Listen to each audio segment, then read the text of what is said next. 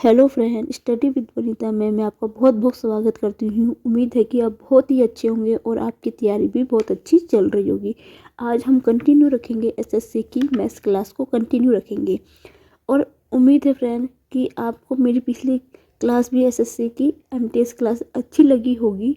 और मैंने जो पिछले साल के क्वेश्चंस मैंने पिछली वीडियो में करवाए थे, आज भी हम पिछले साल के प्रीवियस ईयर के क्वेश्चंस को कंटिन्यू रखेंगे। शुरुआत करेंगे हम पहले क्वेश्चन से। ये 15 जुलाई 2002 का सिर्फ सेकंड का पूछा हुआ क्वेश्चन है। ठीक है, क्या है 4840 पर 6% की वार्षिक दर से 10 वर्ष का साधारण ब्याज कितना होगा। ठीक है, अमाउंट प्रिंसिपल अमाउंट हमें दे रखा है, आर हमें दे रखी है, समय हमें दे रखा है। साधारण ब्याज निकालना फॉर्मूला आपको पता होगा, PRT/100 होता है। बस वही करना है हमने। ठीक है फ्रेंड, फॉर्मूला कहता है P कितना दे रखा है हमें, 4840 रुपये दे रखा है, गुना दर कितनी है 6 है, वर्ष 10 है, बटा 100। 0 से 0 करिए, 0 से 0 करिए, 6 से गुना करेंगे, 6 चौका 24 का 2 हासिल लगा। तो फ्रेंड सबसे एक आसान तरीका बताओ ना फ्रेंड, यह आपका एक तरीका है कि सभी नंबर की गुना कर दीजिए। यह सबसे अच्छा तरीका बता, मैं आपको सबसे इजी तरीका बताती हूँ। लास्ट का जो आपका अंक आया 4 आया, मतलब ये इकाई का अंक 4 है। ठीक है, आप देखिए इन आंसर में ऑप्शन में इकाई का अंक 4 कहाँ है, इस वाले में है, तो ऑप्शन नंबर बी इसका राइट आंसर होता है। ठीक है, यदि इनकेस कभी इकाई का अंक दो ऑप्शन में सेम हो तो नेक्स्ट नंबर से गुना कर दीजिए। ठीक है, 8 चौके 32 और ठीक है 6 छः 36 नहीं, 6 चौके 24, 2 हासिल लगा 8। ठीक है, 6 8 48, 48 और 2 50 का 5 हासिल लगा, 6 चौका 24, 24 और 5 29। देखो आंसर यही सेम आता है।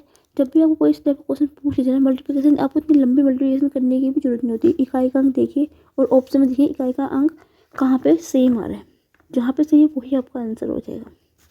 ठीक है फ्रेंड, इतना लंबा कैलकुलेशन करने की भी जरूरत नहीं पड़ेगी आपको। फ्रेंड नेक्स्ट क्वेश्चन पढ़ते हैं। फ्रेंड ये जो मैं आपको क्वेश्चन करवा रही हूँ, ये 15 जुलाई 2022 का शिफ्ट 2 में पूछे गए क्वेश्चन मैं आपको आज करवा रही हूँ। ठीक है, क्वेश्चन क्या है, एक घन की प्रत्येक भुजा की लंबाई 24 सेंटीमीटर है। ठीक है, हमें क्या दे रखी है, घन की प्रत्येक भुजा की लंबाई कितनी रखी है, 24 सेंटीमीटर दे रखी है। ध्यान से समझना इस क्वेश्चन को। ठीक है, घन का आयतन एक घनाभ के आयतन के बराबर है। ठीक, घन का आयतन एक घनाभ के आयतन के बराबर है यदि घनाभ की ऊंचाई और चौड़ाई क्रमशः 32 ठीक है 32 एंड और 12 सेंटीमीटर है तो घनाभ की लंबाई ज्ञात कीजिए। फ्रेंड आपको पता है कि घनाभ का जो घन का आयतन होता है 1 क्यूब होता है। ठीक है फ्रेंड, किसके बराबर है, वो घनाभ के आयतन के बराबर। घनाभ का आयतन क्या होता है, लंबाई गुना चौड़ाई गुना ऊंचाई। ठीक है फ्रेंड, घन का आयतन होता है 1 क्यूब, भुजा का क्यूब। ठीक है, और घनाभ का आयतन होता है लंबाई गुना चौड़ाई गुना ऊंचाई। ठीक है, लंबाई हमसे पूछ रहा है, ए की वैल्यू कितनी है 24 है, 24 गुना 24 गुना 24 बराबर एल लंबाई हमें निकालनी है। चौड़ाई हमें 32 दे रखी है, ऊंचाई हमें कितनी दे रखी है 12 दे रखी है। ठीक है फ्रेंड, कुछ नहीं करना, काटेंगे और सोल्व करें। 12 दूनी 24, ठीक है, 2 एकम 2, 2 छिक्के 12, 4 चौका 16, 4 छिक्के 24। ठीक है, 4 छिक्के 24, 6 छिक्के 36 सेंटीमीटर इसका बिल्कुल राइट आंसर होगा। फ्रेंड तभी कर पाओगे जब इनके फॉर्मूले आपको याद होंगे। फ्रेंड जब भी फ्रेंड 3D के क्वेश्चंस पूछे जाते हैं, कार्य क्षेत्रवृत्ति वाले मैक्सुलेशन जिसको इंग्लिश में बोलते हैं, हिंदी में क्षेत्रवृत्ति वाले क्वेश्चंस आप तब भी सोल्व कर पाओगे जब आपको फॉर्मूले याद होंगे। तो फ्रेंड सबसे पहले मैं आपको एडवाइस दूंगी कि इसके फॉर्मूले आपको याद करने पड़ेंगे, फिर आप इनको कोशिश कर पाओगे।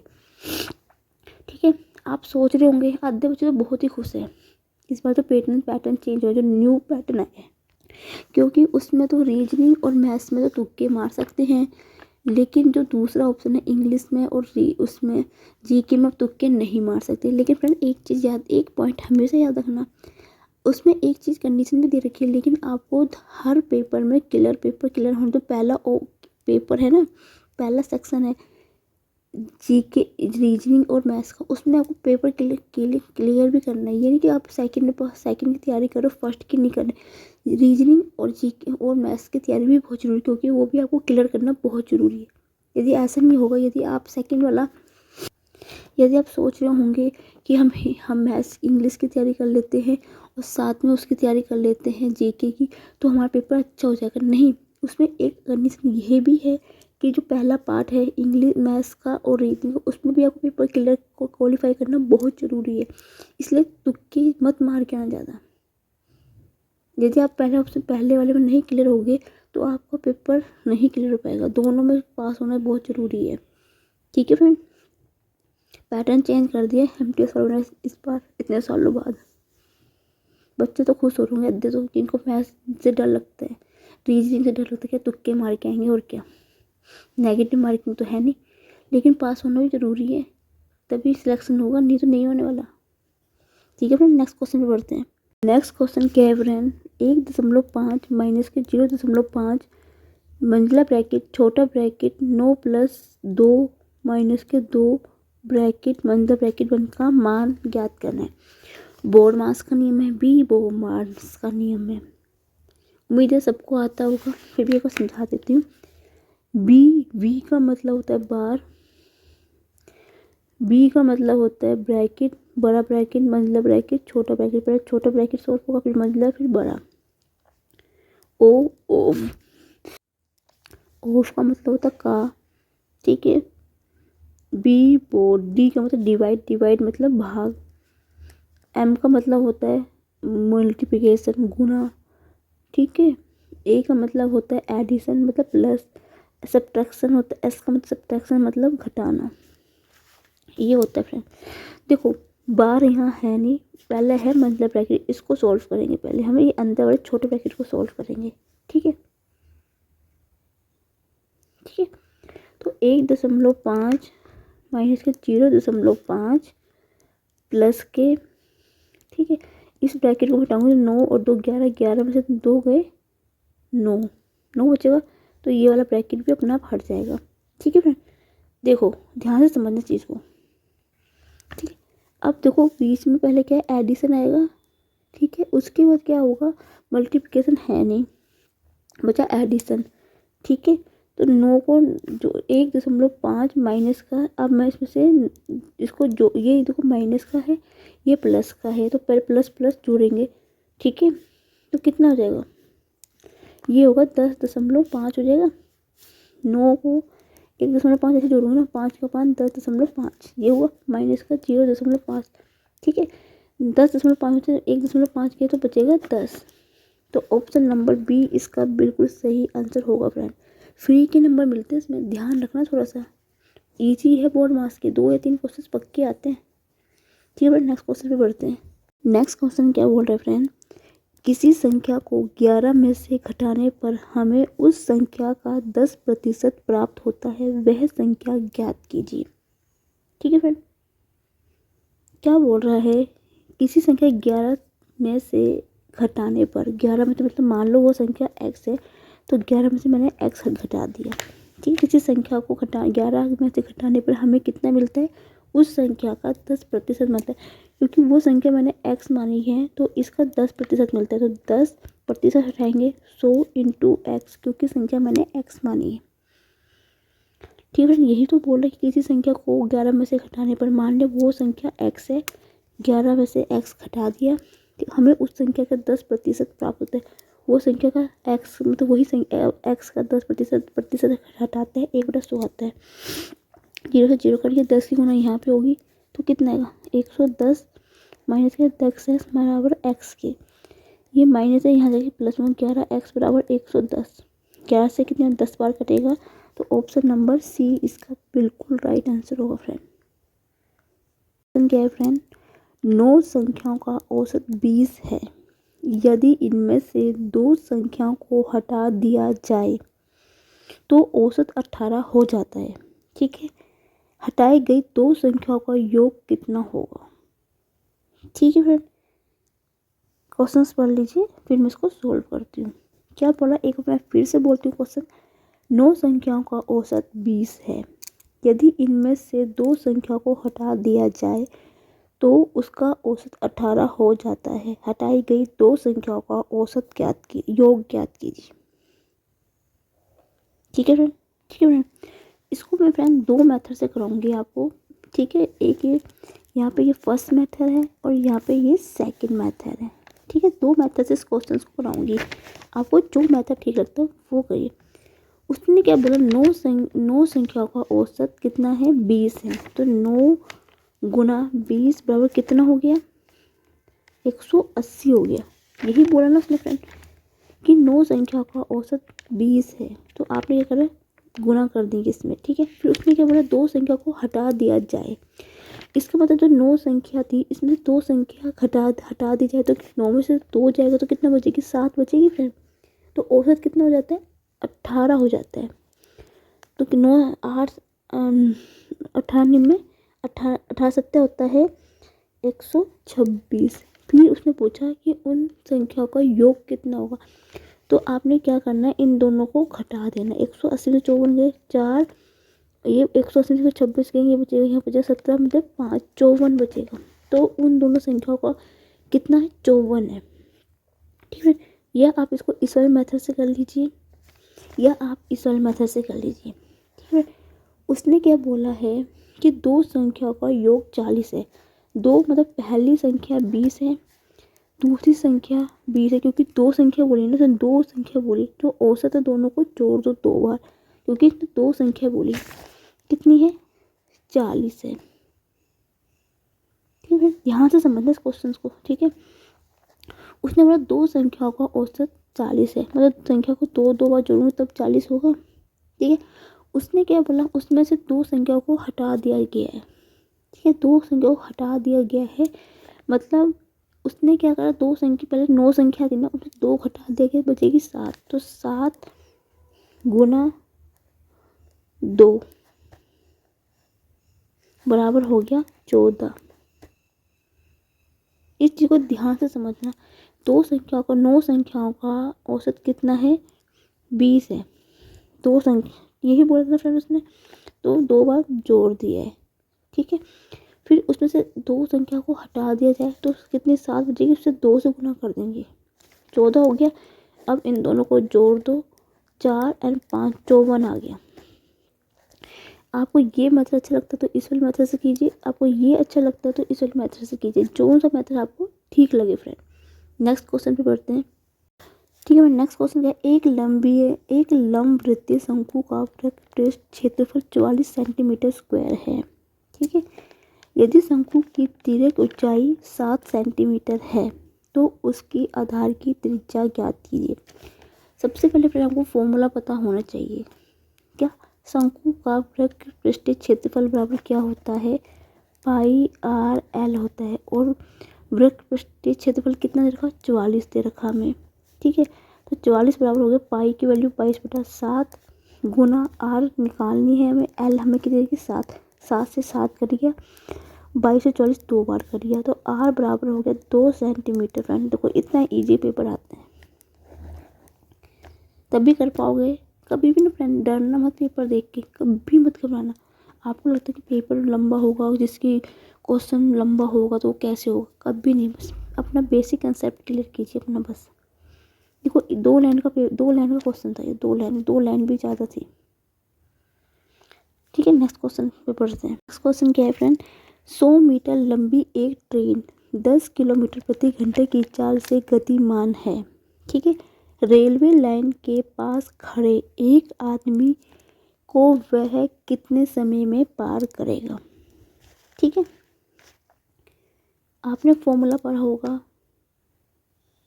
स्पीड बराबर होता है डिस्टेंस बटा टाइम, मतलब चाल बराबर होता है दूरी बटा समय। स्पीड बराबर डिस्टेंस बटा टाइम। मैंने तीनों में आपको समझा दिए। ठीक है फ्रेंड, अब आपको क्या दे रखा है, समय में पार करेगा, मतलब आपको टी निकालना है। तो यहाँ से क्या होगा, टी बराबर होगा D/S होगा, क्योंकि ये इधर जाएगा और ये S नीचे आ जाएगा। ठीक है, डिस्टेंस कितनी दे रखी है मुझे, 200 किलोमीटर दे रखी है। ठीक है, 200 मीटर दे रखी है ना। ठीक है, बटा स्पीड कितनी है, 100 किलोमीटर प्रति घंटा। देखो फ्रेंड, आंसर सेकंड में है, पहले मीटर में दे रखा है, तो मैं इसको मीटर प्रति सेकंड में चेंज कर दूंगी। तो क्या करूँगी, 5/18 से गुना कर दूंगी, तो मीटर प्रति सेकंड होगा, इसका भी मीटर होगा, इस मीटर से ये मीटर कट जाएगा। इस चीज़ का फ्रेंड हमेशा ध्यान रखना, पहले अपने यूनिट को ध्यान रखना। यूनिट को देखो, 1 मीटर में है 1 किलोमीटर प्रति घंटा है, और आंसर सेकंड में पूछा गया है। इस चीज़ का हमेशा ध्यान रखना। देखो, इससे ये कटी, इस 100 से 2 बार कट गया, ये 18, ये ऊपर जाएगा, तो कितना होगा, 36/5 हो गया। 5×7=35.05 10 सेकेंड, 7.2 सेकेंड इसका right answer. Option number C इसका बिल्कुल राइट आंसर है। उम्मीद है समझ में आया होगा आपको। ये क्वेश्चन क्या है फ्रेंड, नीलनी ने 48 रुपये प्रति दर्जन की दर से 20 सेब खरीदे। ठीक है, उसमें से 8 दर्जन के सेब उसने 10% के लाभ, ठीक है, और शेष 12 दर्जन से 20% के लाभ पर बेचे। इस लेन देन में कुल कितना प्रतिशत का लाभ प्राप्त होगा। ठीक है फ्रेंड, क्वेश्चंस पढ़ लीजिए एक बार, फिर से आप देख लीजिए, मैं इसको फिर सॉल्व करती हूँ। ठीक है, क्या बोल रहा है वो, 48 रुपये प्रति दर्जन की दर से 20 दर्जन सेब खरीदने पर 8 दर्जन सेब को 10% के लाभ में। ठीक है, ये 10% के लाभ में है। ठीक है, और शेष 12 दर्जन सेब कितने में, 20% के लाभ पर। ठीक है फ्रेंड, इसको आप अनुपात समानुपात वाले मेथड से करेंगे, हम इसको थोड़ा सा उस मेथड से करेंगे। ठीक है, आपने पढ़ा होगा स्टेप को ऐसे किए जाते हैं फ्रेंड। ठीक है, कितने का लाभ होगा उसको हम ऊपर लिखेंगे। ठीक है, और क्या बोल रहा है वो, किस पे कर रहा है वो, ये 8 दर्जन में कितना मेरा जो ये है यहाँ पे, इसको मैं x मान लेती हूँ, मतलब मुझे x की मान निकालना है। कुल कितने प्रतिशत इस लेन देन का मैंने क्या x मान लिया। ये जो 10% का है वो कितने में, 8 दर्जन केले में है ना, और जो 20% का है वो 12 पे है। सॉरी फ्रेंड, पेन लगता है मेरा पेन मेरा बंद हो गया है, तो मैं ब्लैक पेन से ही करती हूँ उस क्वेश्चन को। ठीक है, 12 पे। ठीक है, ऊपर जो आपने ये देखना, 48 प्रति दर्जन केले और 20 दर्जन केले खरीदे, इससे आपको अभी कोई मतलब नहीं है आपको। ठीक है, इससे आपको कोई मतलब नहीं है। यदि आप सोचो कि यदि आप इससे मेथड से करोगे तो आपको बहुत लंबा पड़ जाएगा, तो आप इसको इस वाले मेथड से करना। ठीक है, 10% का लाभ 8 दर्जन केले में, 20% का लाभ कितने में, 12 में दर्जन। तो इसको 4 से कटेगा, 4 दूनी 8, 4 तिया 12। ठीक है, आपने क्या करना है, ठीक है, इसका आगे ट्रिक क्या होती है निकालने की, इसकी गुना इस पे कर देंगे, इसकी गुना इस पे कर देंगे। ठीक है, तो इसकी गुना इस पे 10 दूनी 20, 20 होगा फ्रेंड। 20 में क्या होता, 20 में आएगा प्लस का चिन्ह, 20 में हमेशा प्लस का चिन्ह आएगा, इस चीज़ का याद रखना। जो हम रेशो और अनुपात और समानुपात में करते फ्रेंड, उसमें तो हम सीधा ही करते हैं, इसमें से ये माइनस किया, इसमें से ये माइनस किया, लिख देते हैं और उसका अनुपात निकाल देते हैं। ठीक है, लेकिन इसमें ऐसा नहीं करेंगे, ये अनुपात समानुपात का सिर्फ मैथड यहाँ तक होगा, इसके आगे नहीं होगा। तो इसमें क्या करते हैं, जिसने कटेगा ये काट दिया, इसकी गुना इसमें करेंगे, प्लस करेंगे, इसकी गुना इसमें करेंगे, 3 दूनी 6, 60, प्लस में जो ये रेशो है नीचे वाला 2 + 3, इसको जोड़ देंगे। ठीक है फ्रेंड, उम्मीद है समझ में आएगा। तो 80/5 आ गया, 5 एकम 5, 30, 5 छक्के 5 5 25, 5 छक्के 30, 16% इसका बिल्कुल राइट आंसर होगा फ्रेंड। 16% इसका बिल्कुल राइट आंसर होगा। उम्मीद है समझ में आएगा आपको। कि फ्रेंड नेक्स्ट क्वेश्चन क्या है, 12% की वार्षिक ब्याज की दर से 3 वर्ष और 6 महीने में 5,040 का साधारण ब्याज अर्जित करने के लिए कितने राशि का निवेश किया जाना चाहिए।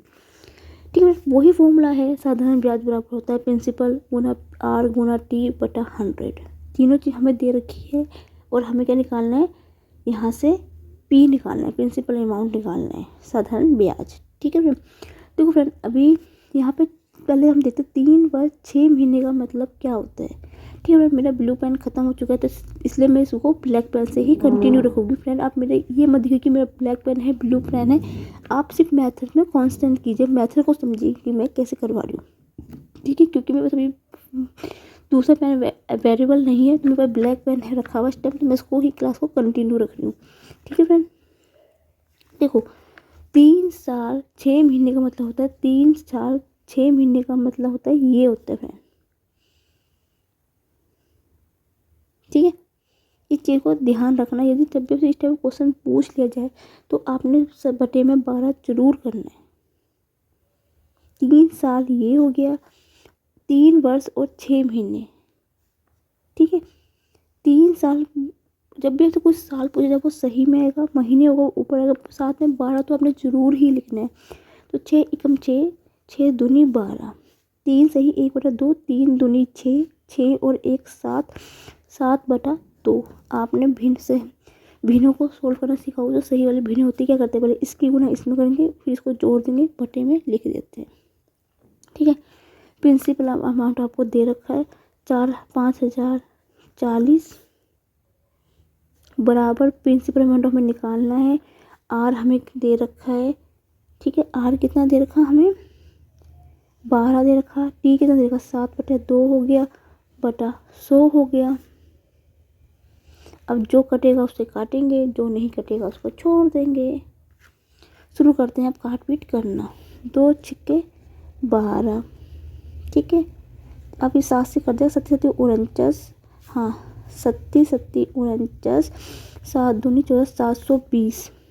6 से कटेगा 6 एकम 6, 6 दूनी 12, तो 120 गुना 100 हो गया 12,000। तो 12,000 इसका बिल्कुल राइट आंसर होगा फ्रेंड। इसमें कुछ ज़्यादा फॉर्मूले बेस्ड क्वेश्चन था।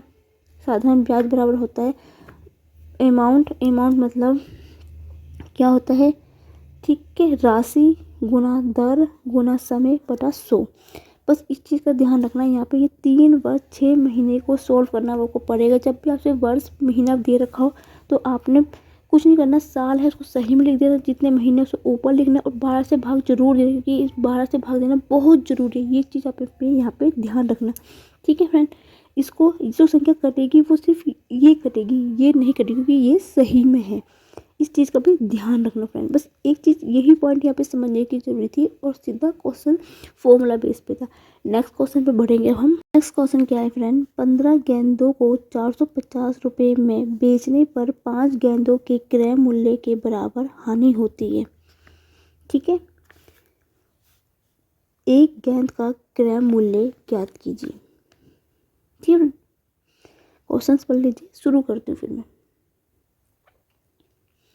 देखो फ्रेंड, जब भी आपसे इस टाइप का क्वेश्चन पूछ लिया जाए ना कि इतनी चीज़ की इतने रुपए पर बेचने पर इतनी चीज़ का क्रय मूल्य के बराबर हानि होती है, ठीक है, और गेंद का क्रय मूल्य ज्ञात करना हो, तो इसके में ट्रिक होती निकालिए। इसमें जब भी इस टाइप का आपने क्या करना है, इसमें ना आपने क्या करना है, एक चीज़ का जो एक चीज़ जो भी दे रखी है, तो मैंने यहाँ पे क्या था, माना एक गेंद का क्रय मूल्य बराबर मैंने 1 मान लो आप।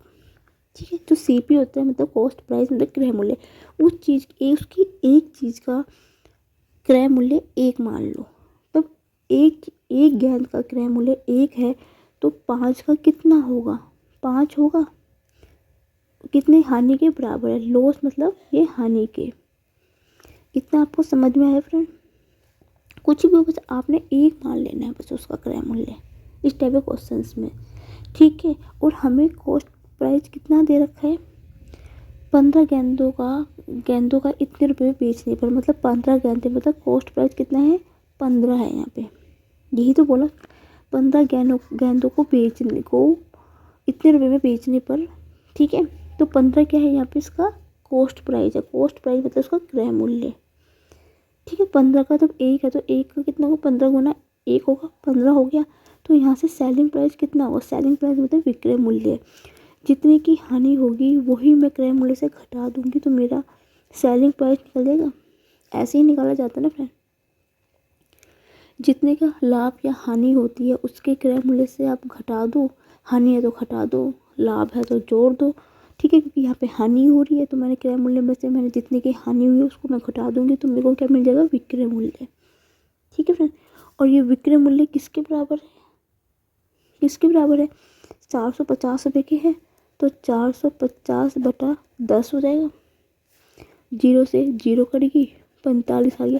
ये विक्रय मूल्य जो है वो किसके बराबर है, 450 रुपये के बराबर है। यही तो उसने पूछा है, यही इसका बिल्कुल राइट आंसर होगा। 45 ऑप्शन नंबर डी इसका बिल्कुल राइट आंसर है। कुछ नहीं करना है आपने, उसका कॉस्ट प्राइस एक मान लीजिए, जितने की हानि उसके कर दीजिए, सीपी दे रखा होता है आपको, विक्रय मूल्य आपको घटा दीजिए उसमें से, हानि होगी तो आपको हमेशा विक्रय मूल्य दे रखा होगा। इस चीज़ का ध्यान रखना, हानि होती तो क्रय मूल्य दिया होता है, और लाभ होता है तो हमेशा को विक्रय मूल्य दिया होगा। बस इतना बेसिक चीज़ें क्लियर होना चाहिए आपकी।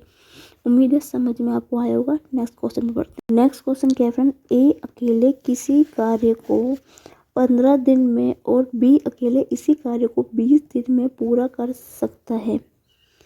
ए से कार्य शुरुआत करते हुए एकांतर दिन में कार्य करते हैं, ठीक है। संपूर्ण कार्य कितने दिन में पूरा होगा। क्वेश्चंस पढ़ लीजिए आप, एक बार देख लीजिए सही से, फिर मैं इसको शुरू करती हूँ, ठीक है फ्रेंड। अब उसने क्या बोला, ए कितने दिन में कर रहा है, 4 दिन में, नहीं सॉरी, ए कर रहा है 15 दिन में, बी कर रहा है उसको 20 दिन में। इस टाइप क्वेश्चन को मैंने आपको हमेशा बताया कि इनका क्या लेना है, एलसीएम लेना है। 15 और 20 का एलसीएम हमेशा 60 होता है।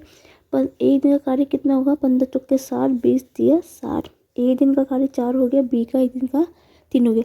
आपको पता है ये जो 60 है ये इसकी कार्य क्षमता है, मतलब टोटल कार्य है, ठीक है। इसका मतलब क्या हुआ, ए एक दिन में 4 कार्य कर रहा है, बी एक दिन में 3 कार्य कर रहा है, यही मतलब हुआ इसका। ओके फ्रेंड, यही इसका मतलब हुआ कहने का, यही कार्य यही हुआ इसका। इतना उम्मीद है समझ में आया होगा आपको, ठीक है। तो ये दोनों एक में टोटल कितने कार्य कर रहे हैं, 7 कर रहे हैं, ठीक है फ्रेंड। ये दोनों मिलकर एक दिन में कितना कार्य कर रहे हैं, 7 कार्य कर रहे हैं, ठीक है। अब इसको ध्यान से समझना, ठीक है। ए से कार्य की शुरुआत करते हुए, मतलब ए कार्य कर रहा है तो वो एकांतर दिन में कार्य करता है, तो संपूर्ण कार्य कितने दिन में होगा।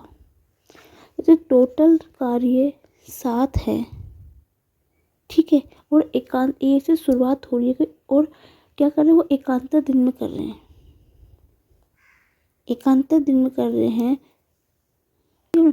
अब उसने बोला एकांतर दिन में कार्य कर, फिर इस टाइप का भी आपसे क्वेश्चन पूछ लिया जाए ना तो आपने क्या करना है, आपने यहाँ पे उस नंबर से गुना करनी है जो कि ये जो कार्य क्षमता है ना, कार्य क्षमता उसके पूरा पूरा आ जाए या उसके आसपास आए, मतलब उससे ज़्यादा नहीं आना चाहिए या उसके 60 के बराबर आना चाहिए या 60 से कम आना चाहिए, मतलब उसके आसपास आना चाहिए।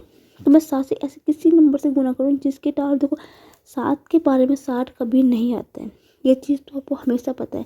तो मुझे इससे कम लाना है, तो 7 7 49, 7 8 56, तो मैं 8 से गुना करूँगी तो 56, सॉरी फ्रेंड, तो 56 आएगा।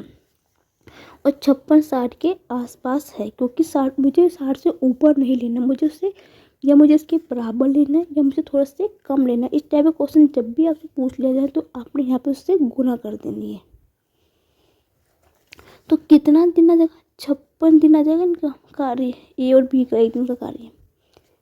ये 56 दिन क्या हुआ है, ये 56 दिन क्या है, ये 56 दिन जो है ये वह कार्य हो चुका है, जो ये वो ए और बी का जो कार्य हो चुका है वो ये है 56 दिन, ठीक है फ्रेंड, इतना आपको समझ में आपको इतना आया होगा।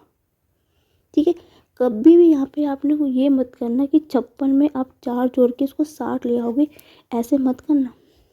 ठीक है, अब मुझे अब शेष कार्य कितना है, शेष कार्य में कैसे निकालूंगी, शेष कार्य में कैसे निकालूंगी, जो ये टोटल कार्य है, जो कार्य क्षमता है, उसमें से मैं जो किया हुआ कार्य को मैं घटा दूंगी तो मुझे शेष कार्य मिल जाएगा ना फ्रेंड। ये क्या है, 60 है कार्य दक्षता कह सकते हैं, कुल कार्य कह सकते हो, और 56 कार्य तो मेरा हो चुका है, 56 कार्य मेरा हो चुका है। ठीक है, तो कार्य शेष कार्य कितना बचा, 4 बचा। ये जो 4 बचा है ये कौन ए अकेला कर रहा है, ये जो 4 कार्य है ना वो ए कर रहा है। इस चीज़ को ध्यान से समझना फ्रेंड। ठीक है, ठीक है, और देखो फ्रेंड इस चीज़ को भी यहाँ पे भी एक चीज़ समझ लेना। देखो ए और बी क्या कर रहे हैं, एकांतर दिन में कार्य कर रहे हैं, ए और बी एकांतर दिन में कार्य कर रहे हैं। तो ए और बी तब कार्य करेगा तो एक दिन का कार्य इसका होगा, एक दिन का कार्य इसका होगा, तो 2 दिन होगा। इतना समझ में आपको आया? ठीक है फ्रेंड, ओके, समझ में आया। और जो ये 2 दिन का कार्य है और जितने नंबर से हमने यहाँ पे गुना किए ना, इस वाले गुना किए, तो यहाँ पे गुना यहाँ पे इस यहाँ भी होगी। ठीक है, या आप इसको पहले भी कर लीजिए या आप इसको बाद में भी कर सकते हैं, जैसे कि आपको ठीक लगता है, क्योंकि दोनों एकांतर दिन में कार्य कर रहे हैं। ये नहीं कि एक आज कर रहा है तो बी भी आज कर रहा है, ऐसा नहीं है। यदि ए आज कर रहा है तो बी कल करेगा, तो इन दोनों का कार्य कितना होगा, एक का 2 दिन का कार्य होगा, यही होगा। और एक जो 8 की गुना यहाँ भी हुई है वहाँ पे इन में भी गुना होगी, तभी तो देखो यहाँ पे मैं करना भूल गई थी फ्रेंड, अब मैं आपको बाद में बता रही तो बाद में आपको समझ में नहीं आएगी चीज़, इसलिए आप ये चीज़ यहीं पे कर देना, यहीं पे कर लेना, या यहाँ स्टार बाद में कर देना। ठीक है, जैसे कि आपको ठीक लगता है। ठीक है, देखो क्योंकि ये टोटल कार्य कितना था, एक दिन का 4 और 3 7 था, और एक यहाँ पे 2 तो होना ही थे पहले से, तो 8 की गुना यहाँ हुई तो 8 की गुना यहाँ भी तो हुई, तो यहाँ पे कितना 16 दिन आ गया। एकांतर दिन का ए और बी का एकांतर दिन का कार्य कितना आ गया, 16 दिन आ गया। ठीक है, और लेकिन अब आंसर यहाँ पे ख़त्म नहीं होगा। ठीक है, ठीक है, यहाँ पे ख़त्म नहीं होगा। ठीक है, आंसर आप यहाँ पे करके आओगे, यहाँ पे 16 करके आओगे तो देखो आंसर कितना है, 16 आ रहा है, तो इसका मतलब है कि आंसर सही में नहीं है, तो ऑप्शन ए भी नहीं है, ऑप्शन बी भी नहीं है, ऑप्शन सी या डी में से एक होगा आंसर। तो कुछ बच्चे तो यहाँ पे 16 दिन करके आ जाएंगे आंसर कि 16 दिन आएगा, लेकिन ये गलत है।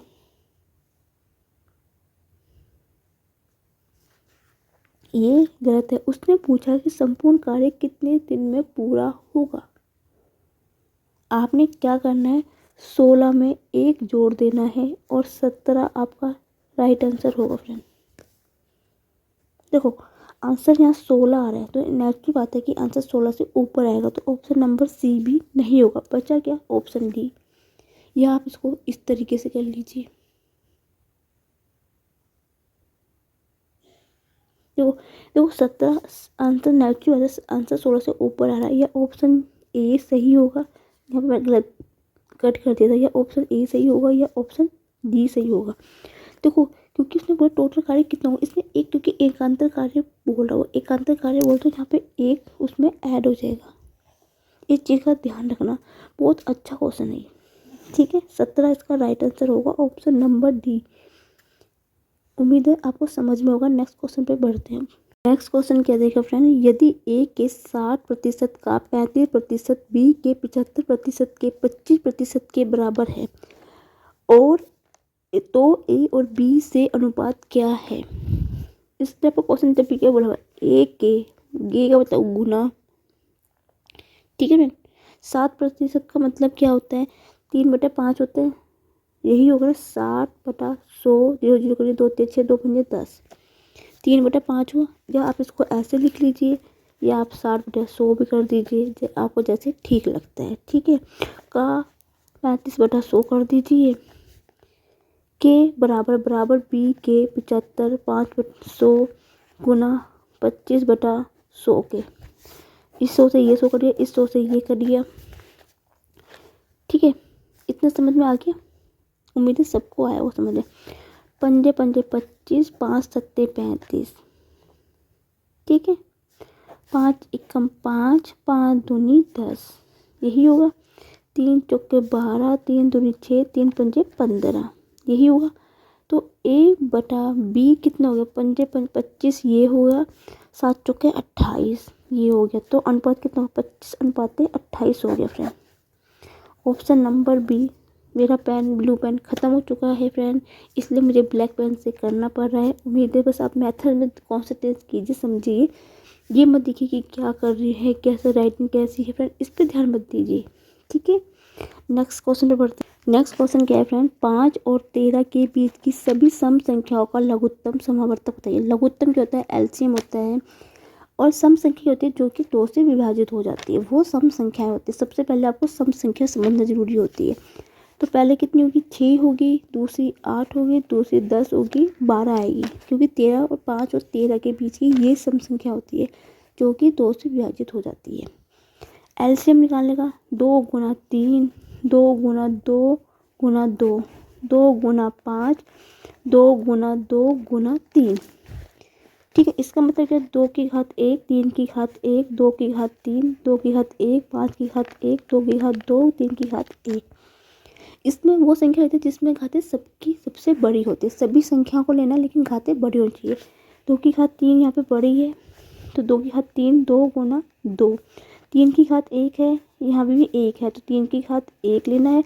5 भी एक बार है, तो एक बार लेंगे। सभी संख्या को लेना है, लेकिन वो संख्या लेंगे सभी उसमें से जो कि बड़ी घात होगी।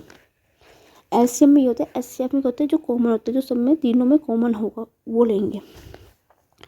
8 5 45, 45 दिया 120, 120 इसका बिल्कुल राइट आंसर होगा फ्रेंड। उम्मीद है समझ में आपको आ गया होगा। नेक्स्ट क्वेश्चन पे बढ़ते हैं। नेक्स्ट क्वेश्चन क्या है फ्रेंड? यदि 15 लड़के 5 दिनों में 900 रुपये अर्जित करते हैं तो 20 लड़के 7 दिनों में कितने रुपए अर्जित करेंगे? ठीक है, इसकी ट्रिक होती निकालने की। क्या है? जितने लड़के हैं गुना कितने दिन में पूरा करते हैं, वो बटा कितने रुपए मिलते हैं, बटे में वो बराबर जितने हमें निकालने हैं। 20 लड़के 7 दिन में बटा ये x मान लेती हूँ मैं। इसकी मतलब इसका फॉर्मूला होता है M1 D1 W1 M2 D2 W2। आपने देखो कार्य और वर्क में भी ये फॉर्मूला अप्लाई होता है। ठीक है,